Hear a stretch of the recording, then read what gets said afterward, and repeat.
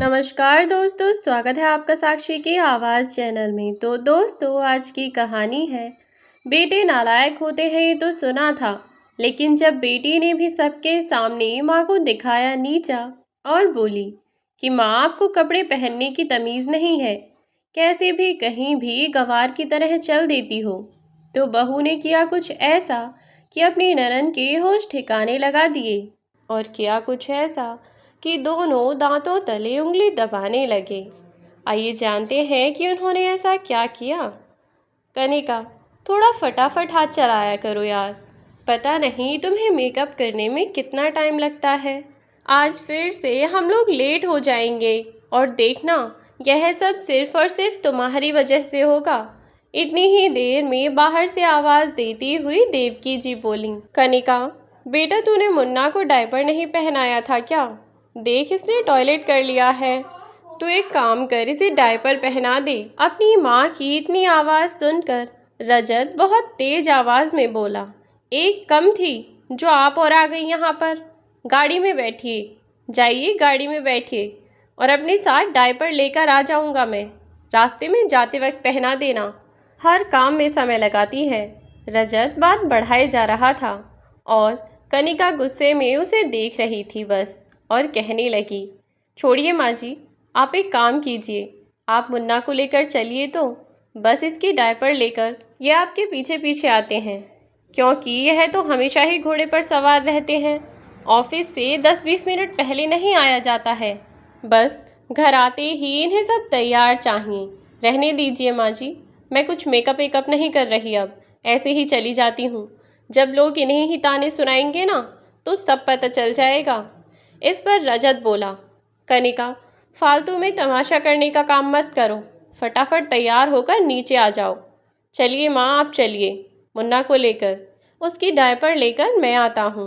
इतना कहकर रजत अपनी माँ के पीछे पीछे गाड़ी की ओर चल दिया और जाते ही ठीक 2 मिनट बाद गाड़ी का हॉर्न बजाने लगा और भागती दौड़ती कनिका भी जल्दबाजी में गाड़ी में आकर बैठ गई और फिर रजत से बोली, चलो, या फिर मुझे ही कहोगे कि तुम्हारी वजह से पूरा फंक्शन मिस हो गया। टेढ़ा मुंह करती हुई कनिका बोली और रजत ने गाड़ी स्टार्ट कर दी। इधर जैसे ही वे लोग फंक्शन में पहुंचे तो वहां जाकर देखा कि उनके बाकी सभी रिश्तेदार भी आए हुए थे और वहीं पर रजत की बहन सोनिया अपने पति सुजल के साथ थी। अपनी माँ को देखकर सोनिया भी बहुत खुश हुई और भैया भाभी से भी बहुत अच्छे से मिली। थोड़ी देर बाद सोनिया के साथ उसके अन्य परिवार वाले भी थे। जब सोनिया की सास उसकी माँ से मिली और उसके और भी रिश्तेदार उसकी माँ से मिले, तो सोनिया अजीब तरह से अपनी माँ को देखने लगी और फिर उनका हाथ पकड़कर एक तरफ ले गई और बोली, माँ, आपके पास और कोई कपड़े नहीं थे क्या? क्या यही कपड़े बचे थे आपके पास? कितना लाइट कलर है इनका, और आप कोई और कपड़े पहनतियाँ। आपको ना सच में रहने सहने की तमीज़ नहीं है, कैसे भी कहीं भी मुंह उठाकर चल देती हो। कम से कम यह तो देखा करो कि शादी विवाह में जा रहे हैं तो थोड़ा ढंग से जाएं। और ऐसे ही भाभी हैं जो आपका बिल्कुल ध्यान नहीं रखती। चलो, अब मुझे तो इतनी शर्म आ रही थी ना इतने सारे लोगों के सामने, जब मेरी सास ने अपने रिश्तेदारों को बुलाकर आपको इंट्रोड्यूस करवाया, तो पता नहीं कैसे चल देती हो कहीं भी। चलो कोई बात नहीं, अब चलो यहाँ से। थोड़ी देर तक घूमते रहे और एक दूसरे से बातचीत करते रहे। थोड़ी देर बाद कनिका ने रजत को कहा कि रजत, गाड़ी में बैठने के बाद मुन्ने को डायपर पहनाने का याद नहीं रहा, जाओ, जाकर आप गाड़ी से ज़रा डायपर निकाल लाओगे। तो रजत गया और थोड़ी ही देर में वापस लौटा। आते ही अपनी माँ पर चढ़ बैठा। 4 रिश्तेदारों के सामने ही ऊंची आवाज़ में अपनी माँ से बोला, माँ, आपने मुन्ने का डायपर नहीं रखा क्या? तो अपने बेटे की बात पर देवकी जी रजत से बोली, बेटा, मुन्ने की डायपर तो तू लेकर आया था ना। इसी बात पर रजत अपनी माँ से बोला, माँ, सच में बुढ़ापा आ गया है आपको, आपको कुछ याद नहीं रहता। वहीं पास में सोनिया भी बैठी हुई थी और सोनिया का पति और उसकी सास भी। हंसता हुआ वे उन लोगों के सामने कहने लगा, सच में आपको नहीं पता, सचमुच माँ को एक काम बोल दो तो यह एक काम भी नहीं कर सकती, हर चीज़ भूल जाती हैं। और अब देखो, मुन्ने की डायपर लाने के लिए कहा था, वह भी याद नहीं रहा। पता नहीं माँ आपका तो क्या ही होगा, कल को खाना खाना मत भूल जाना। इतना कहकर वह हंसने लगा और अपनी माँ की ओर थोड़ा कड़ी नज़रों से देखने लगा। जैसे ही अंदर रिश्तेदार उठकर वहाँ से गए तो रजत बोला, आपसे एक काम ढंग से नहीं होता है ना? किसी एक काम के लिए कह दो तो कोई काम नहीं कर सकती। आपका होना या ना होना किसी काम का नहीं है, बस यह है कि हमारे बीच एक इंसान और रहता है, लेकिन आप किसी काम में हाथ नहीं लगा सकती। यह नहीं है कि ज़रा मदद कर दें।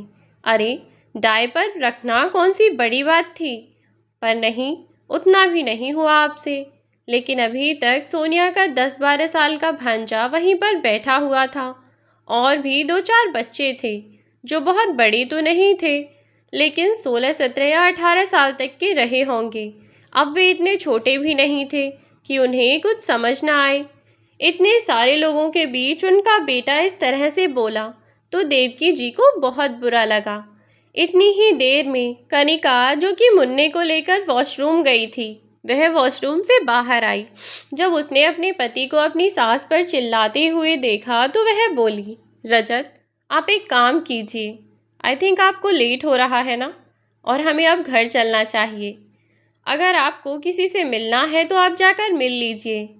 इतना कहकर कनिका अपनी सास को अपने साथ लेकर चली गई। फिर यह सब देखकर सुजल सोनिया से कहने लगा कि तुम्हारे भाई को तमीज़ नहीं है क्या? इतने सारे लोगों के सामने कैसे अपनी माँ से बात कर रहा था? तो सोनिया बोली, क्या सुजल, आप भी ना, माँ को तमीज़ नहीं है कि जब घर से बाहर निकल रहे हैं तो बच्चे का डायपर रख लें। अब माँ इतनी भी छोटी तो नहीं कि उन्हें इतनी भी तमीज़ ना हो। घर के बाहर निकलने के बाद बच्चे को संभालने में प्रॉब्लम होती ही है। जब यह सब चीज़ें नहीं थीं तब की बात और थी, लेकिन मुन्ना तो कब से डायपर पहन रहा है, तो उनको सोचना चाहिए ना। हर चीज़ में वह ऐसे ही करती हैं, और तुमने देखा नहीं कैसे कपड़े पहन कर आ गई थीं। इससे अच्छी तो वही साड़ी थी जो भैया ने माँ को पिछली बार दिलाई थी, लेकिन नहीं, देखा, उस सादा सी साड़ी को पहन कर आ गईं। उनके पास और अच्छी साड़ियाँ नहीं थीं क्या? इतनी सारी साड़ियाँ हैं, पता नहीं कैसे भी चल देती हैं कहीं भी, रहने सहने की तमीज़ ही नहीं है यार। सोनिया अपनी माँ के बारे में इस तरह से बात कर रही थी, और यह चीज़ सुजल को बिल्कुल अच्छी नहीं लग रही थी। अगर उसकी माँ से कोई ऐसे बात करे तो वह बिल्कुल बर्दाश्त नहीं करेगा। बस यही सोचकर सुजल को और बुरा लग रहा था, और उसने कहा भी कि सोनिया तुम कैसी बातें करती हो, तुम्हारी बातें मेरे सर के ऊपर से जाती हैं। तुम दोनों को अपनी माँ से बातचीत करने का तरीका बदलना चाहिए। माना कि अगर कोई बात तुम्हें ठीक नहीं लग रही तो तुम उसे दूसरे तरीके से कहो ना। आखिरकार वह तुम्हारी माँ है और तुमसे बड़ी हैं। लेकिन सोनिया ने उसकी बातों को अनसुना कर दिया, और उस दिन रजत, कनिका और देवकी जी फंक्शन से आ गए। घर आकर जैसे ही बैठे तो कनिका ने अपने पति से कहा कि तुम ही थे ना जिसने माँ से कहा था कि 6 घंटे मत लगाओ माँ, जाकर गाड़ी में बैठो, डायपर मैं ले आता हूँ। भूल गए या याद दिलाऊं?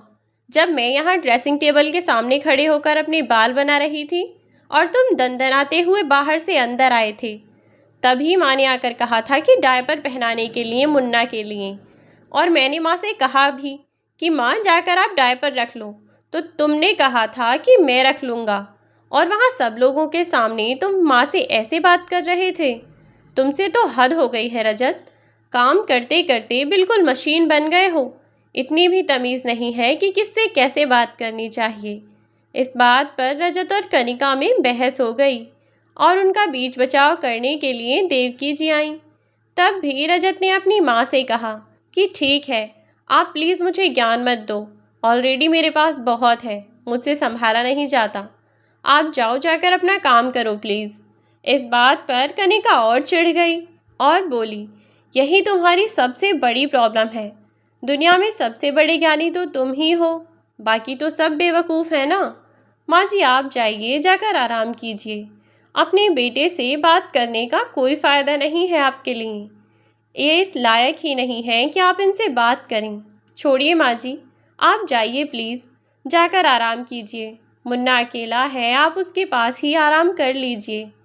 अपनी सास को भेज दिया। दरअसल कनिका की माँ नहीं थी। बचपन में उसकी माँ की मौत हो गई थी।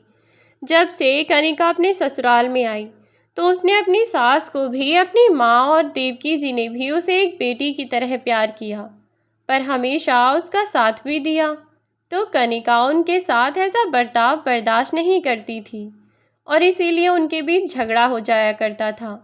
देवकी जी तो उसे कहती भी कि बेटा, मेरी वजह से तुम झगड़े क्यों करते हो? मेरा क्या है, आज हूँ कल नहीं।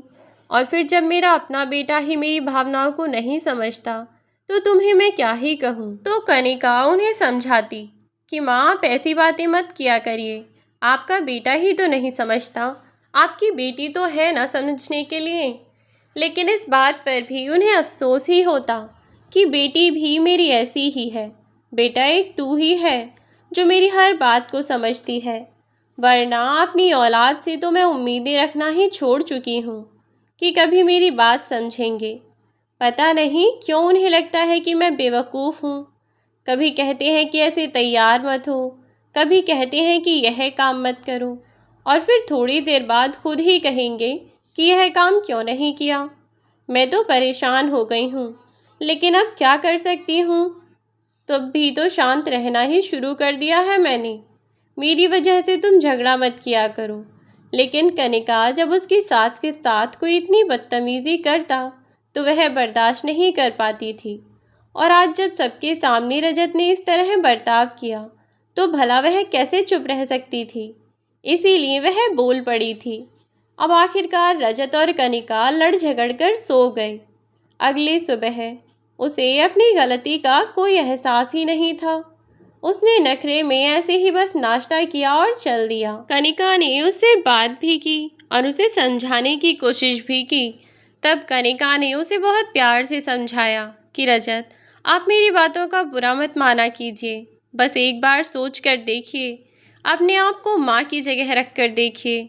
आप एक बात बताइए, आप अपने बच्चे के लिए कितना सब कुछ कर रहे हैं ना? न दिन देखते हैं न रात देखते हैं। कितनी कितनी लेट तक आप आते हैं और कभी कभी कितना सुबह सुबह निकल जाते हैं। यह कितनी कितनी रात तक आप काम करते रहते हैं। मैंने देखा है आपको। किसके लिए कर रहे हैं आप यह सब? बताइए मुझे। तो रजत ने कहा कि इसमें पूछने की क्या बात है कनिका, मैं ये सब सिर्फ तुम्हारे लिए ही तो कर रहा हूँ, तुम्हारे लिए, अपने बच्चों के लिए। तब कनिका ने उससे कहा कि रजत, आप खुद ही सोचिए ना। मान लीजिए कि आप जिस औलाद के लिए इतना सब कर रहे हैं, जब यह बड़े होंगे तब तक आप बूढ़े हो चुके होंगे और आपके साथ मैं भी। भगवान न करे कभी मैं आपसे दूर हो गई और आप इस दुनिया में अकेले रह जाएं। उस वक्त जब आप काम भी ना करते हों और आप सिर्फ घर में रहते हैं, आपके बच्चे बेटे बहू जैसा आपको खाना बनाकर खिला दें आप वैसा ही खा लें। ऐसे में आप अपने बच्चों से किसी चीज़ के लिए कहें और वह हर बात पर ऐसा ही बर्ताव करें आपके साथ जैसा आप माँ के साथ करते हैं, तो कैसा लगेगा आपको? सोचकर देखिए कभी। तब आपको एहसास होगा कि माँ को कितना बुरा लगता होगा जब कोई इंसान जिस पर हम अधिकार समझते हैं, जिस पर हमारा अधिकार होता है, ऐसा इंसान हमसे छोटा होकर भी जब हमारी कोई बात सुनने को तैयार ना हो, हमारी बेइज्जती कर दे, सब लोगों के सामने हमें शर्मिंदा करे, तो कैसा लगता है? कभी सोच कर देखिएगा। कनिका ने इतने प्यार से समझाया तो रजत समझ गया और अगले दिन उसने अपनी माँ से माफ़ी भी मांगी और कहा कि माँ, आगे से मैं इस बात का पूरा ख्याल रखूँगा। और रजत की यह बात सुनकर देवकी जी ने भी उसे खुशी खुशी माफ़ कर दिया। लेकिन रजत, वह तो ठहरा कुत्ते की पूँछ। एक दिन उसे जो बात करने का ने समझा दी, अगले ही दिन उसके दिमाग से वह बात छूमंतर हो गई और उसे कुछ भी याद नहीं रहा, ना ही उसे कुछ समझने की कोशिश की। सुबह सुबह रजत ऑफिस के लिए जा रहा था। कनिका बस खाना लगा ही रही थी कि इतनी ही देर में ऑफिस के लिए वह निकलने लगा। तो देवकी जी ने अपने बेटे को कहा कि बेटा बस 1 मिनट रुक जा, देख खाना बन ही गया है, अभी लेकर आ रही है वह। इतना कहकर फटाफट किचन में जाने लगी और कहने लगी, तू बैठ, मैं फटाफट नाश्ता लेकर आती हूँ। इतना कहकर वे जल्दी से प्लेट में पराठे रख कर ले आईं और दरवाजे पर पहुँच चुके रजत को आवाज़ दी और कहा, बेटा घर से खाली पेट मत निकला कर, कुछ खा के चला जा, खाने को छोड़कर नहीं जाते। देख टेबल पर खाना रखा है और तू बिना खाए जा रहा है, अच्छा नहीं होता, चला जा फटाफट खाना खाकर ही जा। उनके इतना कहते ही रजत फिर से अपना वही रूप दिखाने लगा। क्या खाना खाना लगा रखा है माँ, खाने के अलावा भी बहुत कुछ काम है मुझे, आपकी तरह नहीं है कि बस सुबह उठो, बस नहाओ दो और खाने लग जाओ, और भी बहुत काम करने पड़ते हैं मुझे। आपकी ज़िंदगी में तो बस खाना ही रह गया है, लेकिन मुझे और भी बहुत कुछ करना पड़ता है। आप खाती रहो खाना, मैं जा रहा हूँ। इतना कहकर गुस्से में रजत पैर पटकता हुआ फिर से निकल गया। लेकिन इस बार देवकी जी को दुख थोड़ा ज़्यादा हुआ, क्योंकि अब उन्होंने अपने बेटे से उम्मीदें लगा ली थीं कि वह उनसे तमीज़ से पेश आएगा, लेकिन वह फिर से वहीं अपनी बदतमीज़ी करने लगा। तो आज अपने बेटे के व्यवहार पर उनकी आंखों में हल्की सी नमी आ गई। लेकिन कनिका ने अपनी सास को रोने नहीं दिया और उन्हें संभाल लिया। ऐसे ही उनसे बातें करती रही और कहने लगी, अच्छा माँ, आप ना बिल्कुल परेशान मत होइए, यह है जैसा आपके साथ करते हैं ना, देखना बिल्कुल उनकी औलाद भी ऐसा ही करेगी उनके साथ एक दिन। अब खाना खाइए आप। अब कनिका और उसकी सास दोनों ने ही रजत को समझाना छोड़ दिया। देवकी जी ना उससे ज़्यादा कुछ कहती और ना ही ज़्यादा मतलब रखती थीं। अब उन्होंने अपने बेटे की बातों को अनसुना करना शुरू कर दिया था। वह रजत को इग्नोर करने लगी थीं, और यह किसी और का नहीं बल्कि उनकी अपनी बेटी जैसी बहू कनिका का आइडिया था। और इधर फ़ोन पर जब भी सोनिया की माँ से बात होती तो वह अपनी माँ से कुछ पूछने की बजाय, उनसे कुछ सीखने या कुछ जानने की बजाय हमेशा उन्हें कुछ ना कुछ सिखाने में लगी रहती थी। ज़िंदगी का अनुभव उन्हें अपनी बेटी से कई गुना ज़्यादा था। जब भी सोनिया उन्हें कोई बात बताती तो कहने लगती कि माँ, आज मेरी अपनी सास से ऐसी बात हो गई, वैसी बात हो गई, और वह उसे समझाने की कोशिश करती कि बेटा सास को भी अपनी माँ मानकर उनकी सेवा किया कर, 2 बातें सुन लेगी तो छोटी नहीं हो जाएगी। कभी कभी इंसान को चुप लगाना ही सबसे बेहतर होता है। तो बस वे इसी बात पर भड़क पड़ती कि मैं क्यों चुप लगाऊं, जब मैं गलत नहीं हूं तो मैं चुप नहीं रहूंगी, मैं तो किसी की नहीं सुनूंगी, क्यों सुनूं मैं किसी की, मैं अपने पति की नहीं सुनती तो उनकी ही क्यों सुनूंगी। और फिर वैसे भी आपकी तरह नहीं है माँ कि कोई गलत कह रहा है, सही कह रहा है, बस चुपचाप सुनकर बैठ जाओ। और वैसे भी मैं ऐसा नहीं करूँगी, मैं आज के ज़माने की पढ़ी लिखी एजुकेटेड लड़की हूँ। आपकी तो मजबूरी हुआ करती थी लोगों की बातें सुनना, लोगों के ताने सुनना, क्योंकि आप पढ़ी लिखी तो थी नहीं। अगर आप लोगों की बातें सुनती नहीं तो क्या करती, वही आपको शुरू से सिखाया गया और वही बातें आप मुझे सिखाती रहती हो।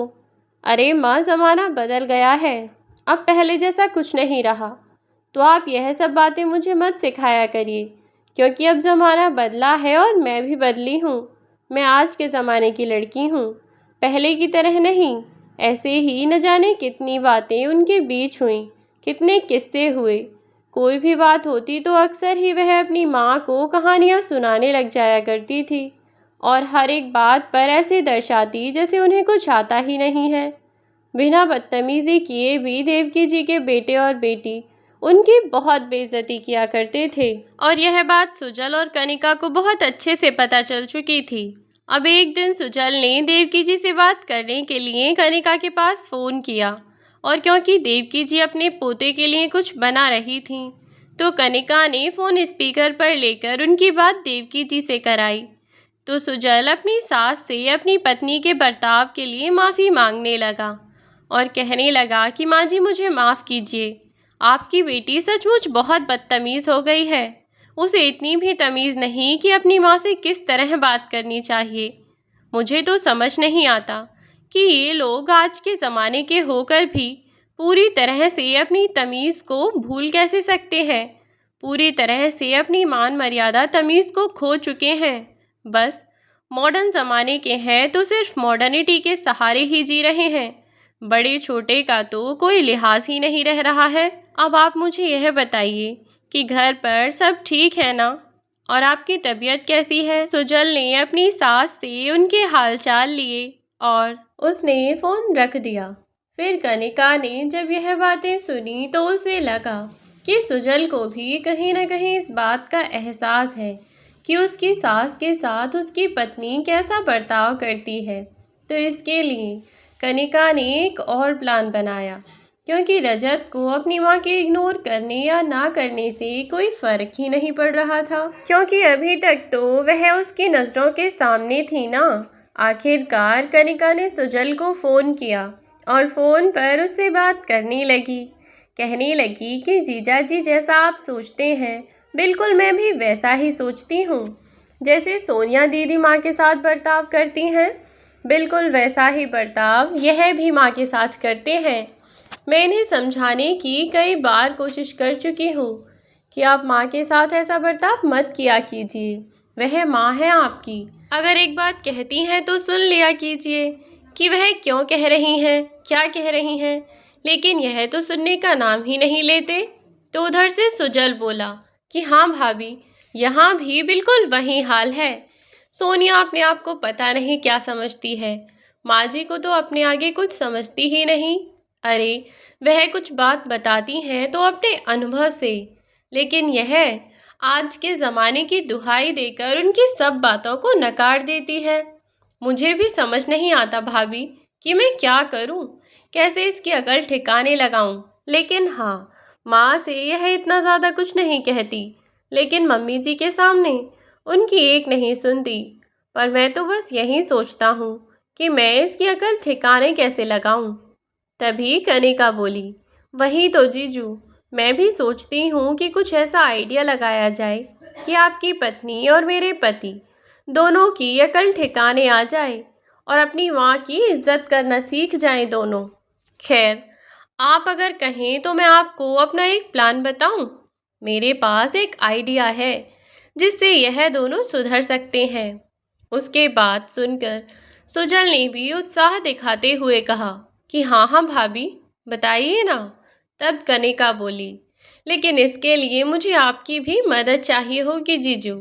तब फ़ोन पर सुजल ने कहा कि बिल्कुल भाभी, आप जो कहेंगी मैं वह करने के लिए तैयार हूँ, क्योंकि मुझे भी बिल्कुल अच्छा नहीं लगता जैसे यह माँ के साथ व्यवहार करती हैं।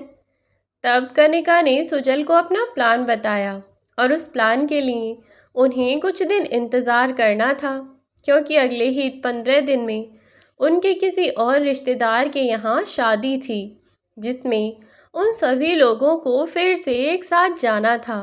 कनिका और सुजल दोनों ही अपने प्लान के अनुसार अपने अपने घर से चल दिए। कनिका ने फिर से अपने पति को गाड़ी में मुन्ना की डायपर रखने के लिए और पानी की बोतल रखने के लिए भी कहा, और इधर वह अपनी माँ पर बात टालकर निश्चिंत हो गया और फ़ोन पर बातें करता रहा।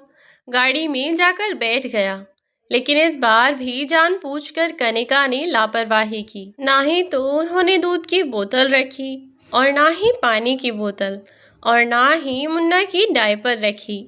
जब वे लोग शादी में पहुँचे, जैसे ही वे लोग शादी में पहुँचे तो कनिका के साथ उसकी कुछ और सहेलियाँ भी थीं, क्योंकि यह शादी कनिका की रिश्तेदारी में थी। जैसे ही वहाँ पर कनिका की ननद आई तो कनिका उसे देखते ही कहने लगी, दीदी कैसे कपड़े पहने हैं आपने? आपको वास्तव में आजकल के फैशन के हिसाब से रहना नहीं आता। कि तभी कनिका की एक दोस्त उस पर हंसते हुए बोली, अरे यार सीरियसली, यह कोई ड्रेसिंग सेंस है? ऐसा लगता है कि फटा हुआ कोई कपड़ा उठाकर लपेट आई हूँ। यार मुझे तो समझ नहीं आता कि आज के ज़माने की लड़की होकर भी तेरे फैशन सेंस को क्या हो गया है। ऐसे कपड़े पहनकर घूमेगी तो कोई भी कार्टून ही कहेगा ना। खैर छोड़ो, और बताओ कि घर सब कैसे हैं। कनिका की यह बात सुनकर उसकी ननंद को गुस्सा आया और बोली कि भाभी क्या हुआ है मेरे कपड़ों में, अच्छे तो हैं, कोई खराबी मुझे तो नहीं लगती। आपको पता ही नहीं क्या प्रॉब्लम हो रही है, बताइए मुझे कि क्या बुरा है इनमें। तो कनिका की ताऊजी की एक बेटी बोली, सोनिया दीदी, कार्टून लग रही हो कार्टून, आपके फेस कलर के हिसाब से कितना ठीक लगता है भला। लेकिन नहीं, आप तो कैसे भी कपड़े लपेट कर यहाँ आ गईं, ऊपर से अब दीदी से बहस और कर रहे हैं कि क्या खराबी है इन कपड़ों में। अरे अपने आसपास के लोगों को देखिए, खुद पता चल जाएगा। इतना कहकर वह कनिका को अपने साथ ले गई और वहाँ खड़ी हुई सोनिया खुद को ही शक की नज़रों से देखती हुई आसपास के लोगों को देख रही थी। उसे अब सचमुच ऐसा लग रहा था जैसे वह वास्तव में बहुत पागल लग रही है। उसे सच में कोई ड्रेसिंग सेंस नहीं है। इस सब की वजह से उससे बहुत लो फील हुआ और सबके सामने उसे इंसल्टिंग भी फील हुआ। थोड़ी ही देर में जब सब लोग साथ में बैठे हुए थे तो उन्हीं सब लोगों के बीच कनिका ने अपने पति से कहा कि मैंने आपको मुन्ना की दूध की बोतल लाने के लिए कहा था, ज़रा गाड़ी में से निकालना। फिर से रजत गाड़ी में देखने गया और वापस लौटा तो कहने लगा कि कनिका, गाड़ी में दूध की बोतल नहीं है। और इस बार कनिका अपने पति पर सबके सामने भड़क गई और बोली, कुछ ध्यान रहता है या नहीं, अभी तो इतना बुढ़ापा भी नहीं आया, बच्चों की दूध की बोतल तक का ध्यान नहीं रखा जाता। और क्या करोगे आप, अरे पूरे दिन बस ऑफिस ऑफिस, और कोई ज़िंदगी है या नहीं, बाकी कोई मरे या जिए आपको कोई फ़र्क नहीं पड़ता ना। अब मुन्ना दूध कैसे पिएगा, या फिर यह ऐसे ही बस रोता रहेगा। अब तो मैंने खुद आपसे कहा था, अब इस बात को मेहरबानी करके किसी और के ऊपर डालने की कोशिश मत करना, किसी काम के नहीं हो आप। कनिका की इस बात से रजत को बहुत बेइज्जती महसूस हुई। आसपास देखा तो उसे ऐसा लग रहा था जैसे हर कोई उसे ही घूर रहा है और उस पर तंज कसने की कोशिश कर रहा है। रजत अपनी नज़रें नीचे करके फिर से वहाँ पहुँचा जहाँ सोनिया अपने हस्बैंड के सुजल के साथ खड़ी हुई थी और सोनिया से बातें करने लगा। लेकिन इधर तो सुजल ने भी सोनिया से फिर से वही बात कही कि सोनिया, इस कलर में तो तुम एकदम बेवकूफ़ लग रही हो, इतना ब्राइट कलर पहन कर आई हो। सचमुच यार, मैं तो सोचता था कि तुम्हारा ड्रेसिंग सेंस बहुत अच्छा है, लेकिन तुम भी ना कहीं भी कुछ भी पहन कर चल देती हो, कार्टूनों की तरह है। यहाँ यह मैक्सी सी पहनकर भगी चली आई हो। अरे घर में और कपड़े नहीं थे क्या? अभी 1 महीने पहले ही जो ड्रेस दिलाई थी वह कितनी अच्छी थी, लेकिन नहीं, डिज़ाइनर चाहे तुम्हें कत्तर लपेट कर भेज दे तब भी तुम खुश होकर घूमोगी। पता नहीं क्या पहनकर घूम रही हो। आसपास देखो, सब लोग तुम्हें ही देख रहे हैं, एकदम पागल लग रही हो। कुछ लोग तो हंस भी रहे हैं। हंसती हुई 2-3 लड़कियों की ओर देखकर नजरें चुराते हुए सुजल ने कहा। और जब सोनिया ने उन्हें देखा तो उसे और भी बेकार लग रहा था। आज पहली बार इतने लोगों के सामने, सबके सामने उसे शर्मिंदगी महसूस हुई और इस बात का एहसास हुआ कि जब कोई सबके सामने आपकी ऐसी बेइज्जती करता है तो आपको कैसा लगता है। लेकिन अभी इस बारे में सुजल और कनिका ने रजत और सोनिया को कुछ नहीं बताया और ऐसे ही टाइम बीतता रहा। कुछ टाइम बाद सोनिया अपने बच्चों के साथ घर आई और वे लोग एक रेस्टोरेंट में खाना खाने के लिए गए। वहाँ जाकर सोनिया का 15 साल का बेटा, जो कि खाना खाने लगा हुआ था, उसने अपने लिए कुछ अलग प्रकार का खाना मंगवाया, जिसे देखकर सोनिया उससे कहने लगी कि बेटा तुम रहने दो, मैं ऑर्डर कर रही हूँ सबके लिए। हम सब लोग एक काम करते हैं, सैंडविच खा लेते हैं और साथ में तुम्हारे लिए चाउमीन मंगा देती हूँ, ठीक है? और कुछ खाना हो किसी को तो बताओ। इतनी देर में सोनिया का बेटा बोला, अरे मामा आपको खानी है तो आप खाओ ना चाउमीन वाउमीन, मुझे नहीं खानी, मुझे जो मंगाना है मैं मंगा रहा हूँ। आपके ज़माने की बात होगी जब चाउमीन वाउमीन खाने के लिए मरे जाते होंगे लोग, आपके बच्चे यानी कि आजकल के बच्चे चाउमीन वाउमीन को पूछते भी नहीं, वहीं गवारों वाली चीज़ें। जब सोनिया के बेटे ने इतना कहा कि वहीं गवारों वाली चीज़, तो सोनिया के बेटे के इतना कहते ही वह गुस्से में उसकी ओर घूरने लगी और रजत ने भी उसे डांट लगाने की कोशिश की। तो वह रजत से भी उल्टा बोलने लगा और बोला कि मम्मा, मैंने गलत ही क्या कहा है। आप दोनों कितने भी मॉडर्न बनो, लेकिन रहोगे तो वही पुराने ज़माने के ना। मेरे आगे तो आप लोग भी पुराने ज़माने के ही हो। तो आजकल जो चल रहा है बच्चों में, वह तो मुझे पता होगा ना। आपको क्या पता होगा? आप अपने हिसाब से खाइए, जो आपको करना है आप कीजिए। मुझे और मेरी बहन को जो अच्छा लगेगा हम दोनों खा लेंगे, है ना? यह कहते हुए अपनी छोटी बहन को ताली देकर कहा, waiter, come here, take order please. Rajat और उसकी बहन दोनों को ही बेइज्जती महसूस हुई, लेकिन वे कुछ नहीं बोले। अब बीतते समय के साथ सोनिया का बेटा उसके साथ इसी तरह से बर्ताव करने लगा। सोनिया ने अपने पति सुजल को कहा, तो सुजल ने उसे यही कहकर टाल दिया कि वह भी तुम्हारे साथ बिल्कुल वैसा ही तो कर रहा है। जो तुमसे सीखेगा वही तो करेगा। अब तुम्हारी बारी आई तो तुम्हें इतना बुरा क्यों लग रहा है? ऐसा तो तुम अपनी माँ के साथ जाने कब से करती आई हो। अपने बेटे की इस तरह बदतमीजी पर सोनिया को वास्तव में आज एहसास हुआ कि वह अपनी माँ के साथ जो करती है, कहीं ना कहीं वह भी गलत ही है। लेकिन अभी तक रजत को अकल आनी बाकी थी, और इसकी अकल ठिकाने लगाने के लिए भी सोनिया का बेटा ही उसकी मदद करने वाला था। सोनिया अपनी हर बात अपने भैया को बताती थी और कहती कि आजकल वह बहुत बदतमीज़ हो रहा है भैया, मेरी कोई बात नहीं मानता। पहले सोनिया का जो बेटा है वह उसकी हर बात मानता भी था, तो इसीलिए सोनिया ने फिर से अपने बेटे को डराने के इरादे से कहा कि अगर तुम नहीं माने तो मैं तुम्हारे मामा को फ़ोन कर दूंगी। अब जब वह नहीं माना तो सोनिया ने रजत को फ़ोन किया, लेकिन इस बार रजत ने जैसे ही उसे डांटने की कोशिश की तो वह उल्टा ज़ुबान चलाने लगा और उसकी हर बात पर उल्टा जवाब देने लगा। इससे रजत को बहुत गुस्सा आ रहा था, लेकिन वह चुप होने का नाम ही नहीं ले रहा था। रजत गुस्से में आकर बोला, तेरी बदतमीजियों को तो मैं कम करूँगा, एक बार घर आ जा। लेकिन अगले दिन जैसे ही सुजल, सोनिया और उसका बेटा रजत के यहाँ आए, तो रजत फिर से अपने भांजे से कोई बात करने लगा और वह रजत की हर बात का उल्टा जवाब देता। इससे रजत को जैसे ही गुस्सा आया तो वह उस पर चिल्ला कर पड़ा, लेकिन वह रजत की बात को अनसुना करके अपने कानों में हेडफोन लगाकर गेम खेलने लगा। इससे रजत का गुस्सा और ज़्यादा बढ़ गया। उसने अपने भांजे का हाथ बहुत ज़ोर से पकड़कर अपनी ओर खींचा और उससे बोला, बहुत ज़्यादा बदतमीज़ हो गए हो तुम, बड़े छोटे की तमीज़ भूल चुके हो क्या? लेकिन उसके इस बर्ताव पर सुजल ने उसे रोक लिया।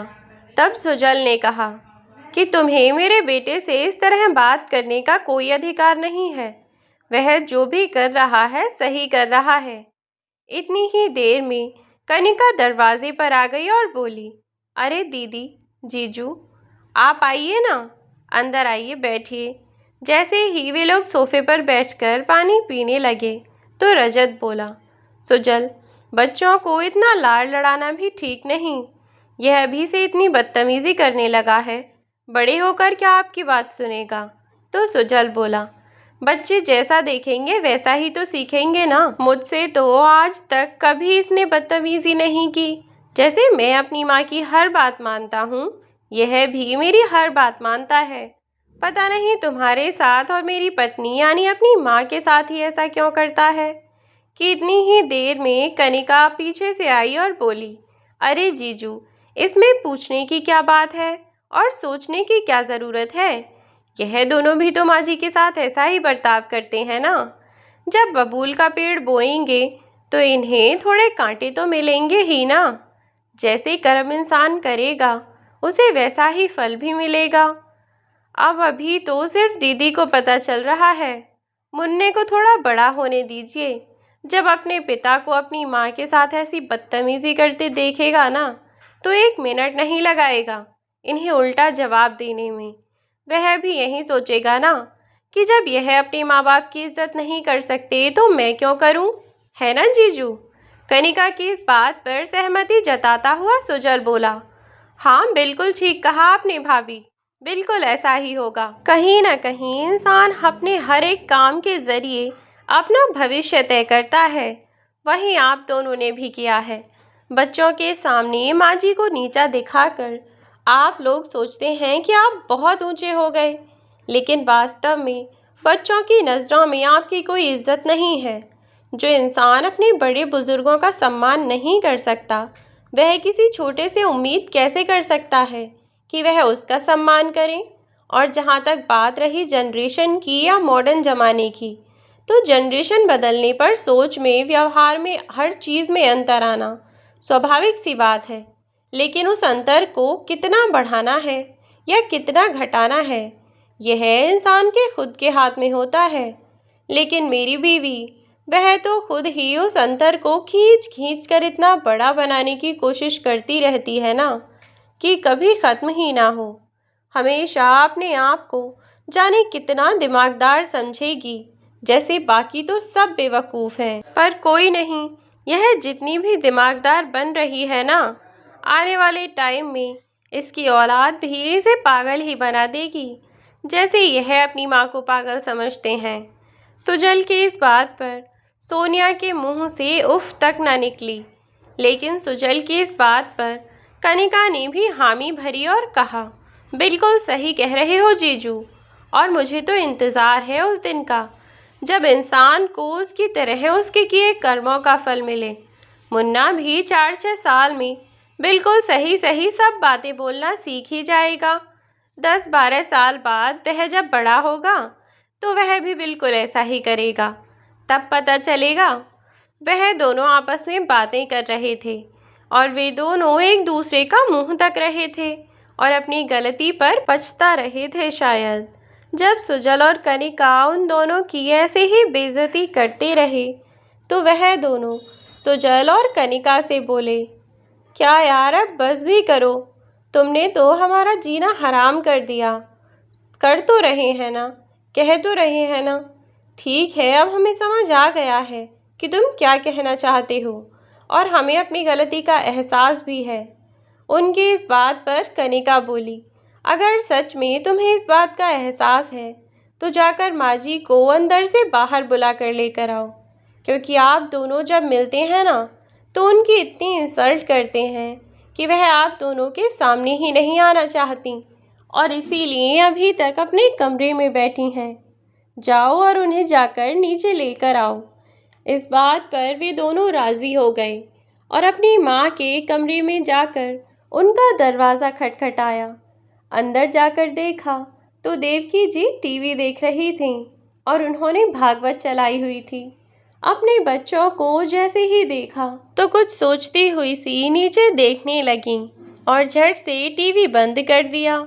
वह सोच रही थी कि फिर से उनकी बेटी उन्हें ताने सुनाएगी कि हर टाइम बस फालतू की चीज़ों में ही लगी रहती हो, लेकिन इस बार ऐसा कुछ नहीं हुआ।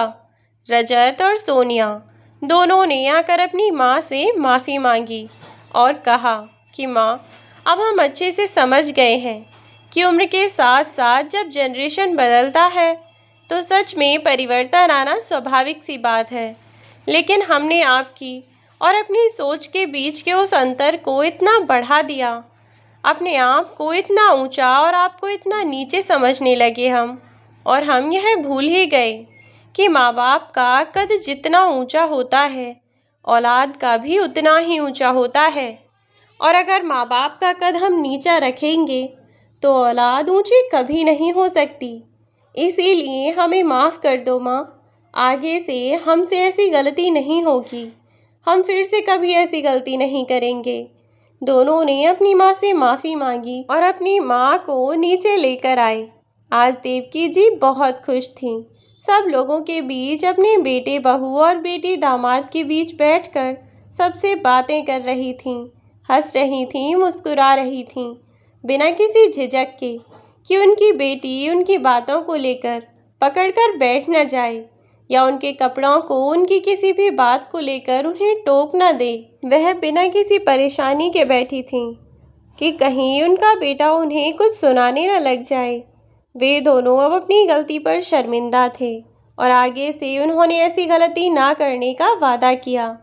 फिर सोनिया और उसका भाई रजत दोनों की ही अकल ठिकाने आ गई और सब लोग अपने अपने घर में राजी खुशी रहने लगे। सुजल और कनिका के छोटे से प्रयास से देवकी जी की बची कुची जिंदगी खुशियों से और आत्मसम्मान से भर गई, जिसे वह जिंदगी भर हंसी खुशी जीती रहेंगी। तो दोस्तों, यह थी हमारी आज की कहानी। आज की कहानी आपको कैसी लगी हमें कमेंट बॉक्स में ज़रूर बताएं। यदि वीडियो अच्छी लगी हो तो वीडियो को लाइक करके शेयर कर दें। चैनल पर यदि नए हो तो चैनल को सब्सक्राइब करना बिल्कुल ना भूलें। साथ ही बेल आइकन को प्रेस कर दें ताकि आने वाली वीडियोज़ की नोटिफिकेशन आपको मिलती रहे। आज के लिए बस इतना ही। ऐसी ही नई नई कहानियाँ देखने के लिए चैनल से जुड़े रहें। मिलती हूँ आपसे एक नई वीडियो में एक नई कहानी के साथ। तब तक के लिए बाय बाय मेरे प्यारे दोस्तों।